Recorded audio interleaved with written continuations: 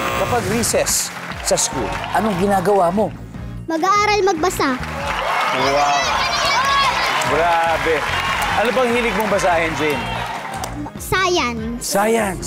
Dahil dyan, alam mo, pwede mo panoorin yung I Believe tuwing Sunday. Sigurado ako na mag-e-enjoy ka. Si Kuya Chris Chu, siya po yung host yan. 9:30 po yan ang I Believe. Ngayon, tignan natin kung nandyan ang pagbabasa ng aklat. Wow! Now, Paris, kapag recess, anong ginagawa mo? Sabay-sabay po kami kumakain with my friends. Sabay-sabay kumakain with the friends. Kasi baka yung isa solo, ito, kumakain with the friends. Sabay-sabay tayo, guys. Survey. Wala.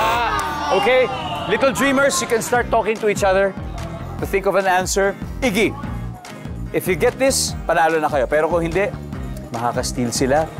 Kapag recess sa school, anong ginagawa mo, Iggy? Tatapusin ang mga hindi natapos na sinusulat.